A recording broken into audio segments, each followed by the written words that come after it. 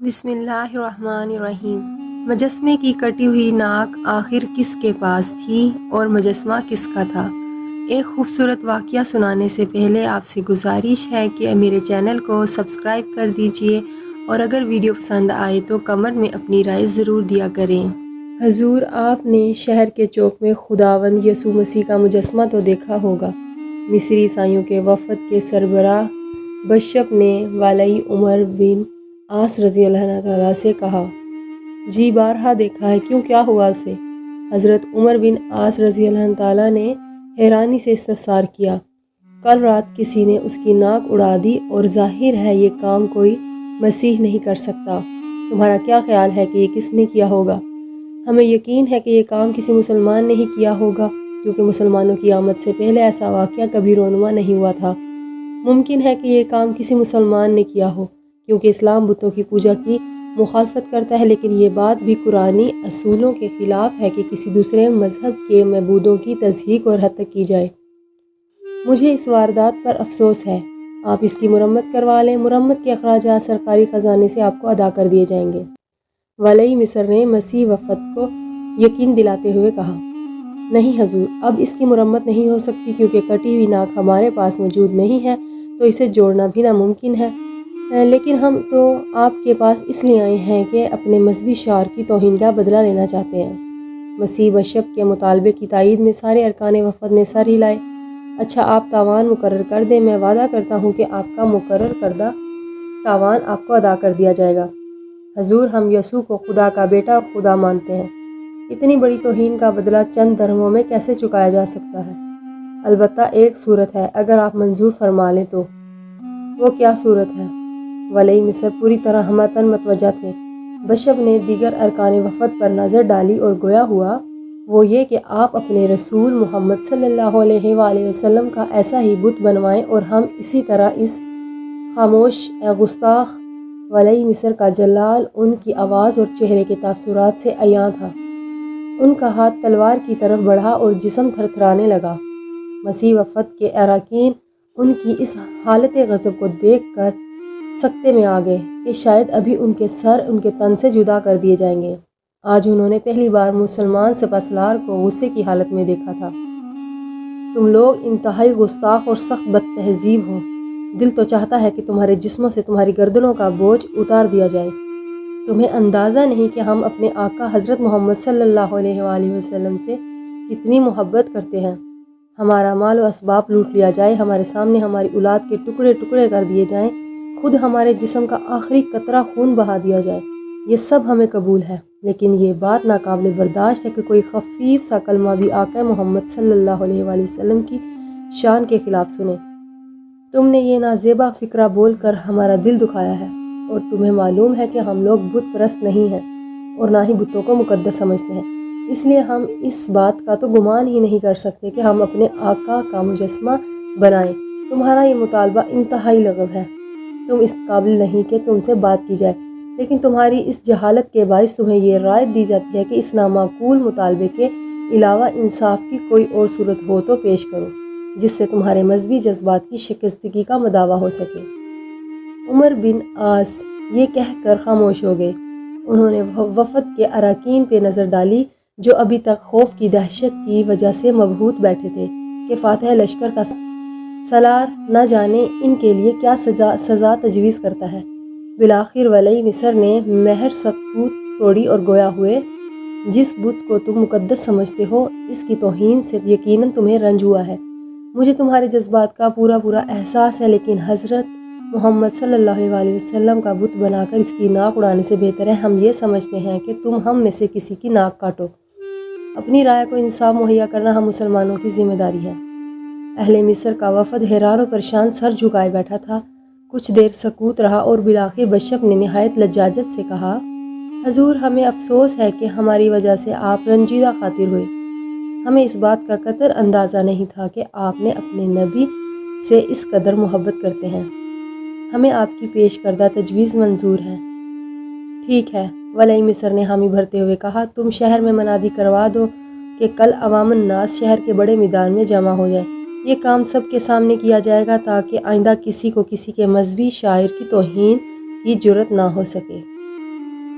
دوسرے دن شہر کے بڑے میدان میں ہزاروں شہری جمع تھے۔ اسلامی سپاہ بھی موجود تھی، لیکن کوئی نہیں جانتا تھا کہ یہاں کیا ہونے والا ہے۔ کچھ دیر بعد ولی مصر گھوڑے پر سوار آ پہنچے۔ انہوں نے عیسائی بطریق اعظم کے پاس کھڑے ہو کر سپاہ اسلامی کو مخاطب کرتے ہوئے کہا، آپ لوگوں کو شاید خبر نہ ہو کہ ہم یہاں کیوں جمع ہوئے ہیں۔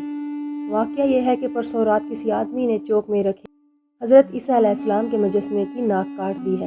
مسیح وفد نے ہم سے اس بات کی شکایت کی اور کہا کہ کوئی مسیح اس بات کا تصور نہیں کر سکتا، یہ حرکت ضرور کسی مسلمان کی ہے۔ یہ کہہ کر ولی مصر نے چند لمحے کے لیے توقف کیا، مسیح عوام کے مجمع پر نظر ڈالی اور پھر مسلم سپاہ کی طرف دیکھتے ہوئے گویا ہوئے، مسلمانوں، بت پرستی اور بت گری اگرچہ اسلام میں حرام ہے، لیکن اسلام اس بات کی اجازت نہیں دیتا کہ آپ دوسروں کے مذہبی شعائر کی توہین کریں۔ اسلام ہمیں غیر قوموں سے بھی عدل انصاف کا درس دیتا ہے۔ اس کی پیش نظر ہم میں یہ معاملہ طے پایا ہے کہ اہل شہر اسلامی سپاہ کے جس آدمی پر بھی شک کا اظہار کریں، اس کی ناک کاٹ لی جائے۔ لہٰذا آپ میں سے جس آدمی کا وہ مطالبہ کرے وہ آگے آ جائے۔ کچھ دیر مجمع میں لوگوں کے آہستہ آہستہ بولنے کی بھنبھناہٹ سی سنائی دی۔ مسیح بطریق اعظم جو ولی مصر کے قریب ہی کھڑا تھا، آہستہ آہستہ اسلامی سپاہ کی طرف بڑھنے لگا۔ ٹھہریے!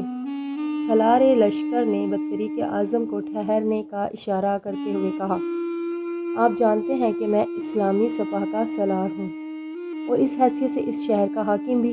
میں نے ہی اہل شہر کو اپنے ہاتھ سے امان نامہ لکھ کر دیا ہے۔ میری موجودگی میں کسی کے ساتھ بھی زیادتی ہوتی ہے تو میں اس کا ذمہ دار ہوں، اس لیے اس کا نتیجہ بھی مجھے بھگتنا چاہیے۔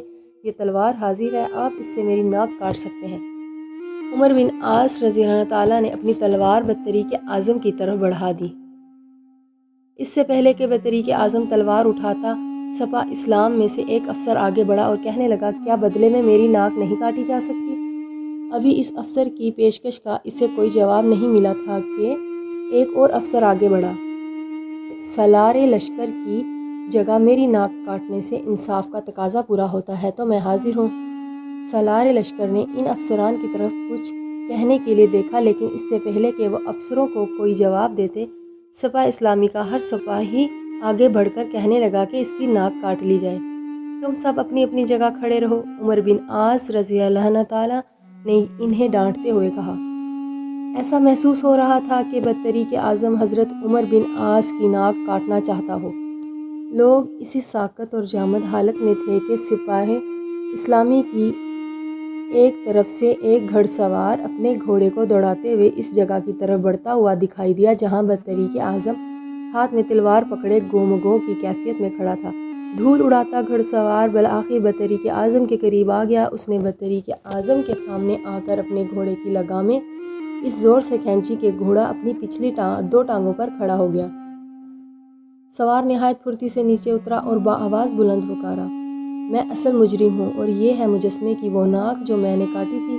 یہ کہتے ہوئے اس نے پتھر کی تراشیدہ ناک بطریق کی طرف اچھال دی۔ عیسائیوں کے بڑے بڑے مذہبی عمائدین یہ سمجھنے سے قاصر تھے کہ یہ مسلمان انسان ہیں یا فرشتے۔ چند لمحوں کے سکوت کے بعد بطریق اعظم تلوار لیے حضرت عمر بن عاص رضی اللہ تعالیٰ کی طرف بڑھا۔ چلتے چلتے سالار کے بالکل سامنے آ کر کھڑا ہو گیا۔ خداوند یسوع کی قسم، تم لوگ حضرت عیسیٰ علیہ السلام کی تعلیمات کا کامل ترین نمونہ ہو۔ تم زمین پر آسمانی بادشاہت کا کامل انصاف مہیا کرنے والے ہو۔ حضرت عیسیٰ علیہ السلام کے مجسمے کی ناک کاٹنا اگرچہ بہت بڑا ظلم تھا، مگر اس غلطی کا تم سے بدلہ لینا اس سے بڑا ظلم ہوگا۔ لہٰذا قیام عدل کے لائق تلوار تمہارے ہاتھ میں ہی زیب دیتی ہے۔ یہ کہتے ہوئے اس نے تلوار حضرت عمر بن عاص رضی اللہ عنہ کی طرف بڑھا دی۔ ولی لشکر نے جب اپنی تلوار اپنے ہاتھ میں پکڑ لی تو بطریق اعظم نے مسلمان سپاہ کی طرف رخ کرتے ہوئے کہا، کس قدر سچائی اور انصاف کا پیکر ہوگی وہ ہستی جس کے تم پیروکار ہو۔ کاش میں اس کے زمانے میں ہوتا اور ان کے پاؤں دھو دھو کر پیتا۔ میں بطریق اعظم کی حیثیت سے اہل شہر کی طرف سے تمہاری غلطی کو معاف کرتا ہوں اور دعا گو ہوں کہ اس ملک پر تمہاری حکومت قیامت تک قائم رہے۔ بطریق اعظم کی اس تقریر پر اہل شہر نے تحسین کے نعرے بلند کیے اور اب بطریق اعظم نے حضرت عمر بن عاص رضی اللہ عنہ کے ہاتھ کو اپنے ہاتھ میں لیا اور کہا، میں تم سب کو رب کے حضور گواہ بنا کر اس بات کا اظہار کرتا ہوں، اشہد ان لا الہ الا اللہ و اشہد ان محمدًا عبدہ و رسولہ۔ جب عیسائیوں نے اپنے بدتریق کو اس بات کا اظہار کرتے ہوئے دیکھا تو ان میں سے کثیر تعداد نے بھی اس کی پیروی کی اور باقی نعرہ ہائے تحسین بلند کرتے ہوئے اپنے اپنے گھروں کو روانہ ہو گئے۔ ناظرین، ویڈیو اگر آپ کو پسند آئی ہو تو چینل کو سبسکرائب کر دیا کریں۔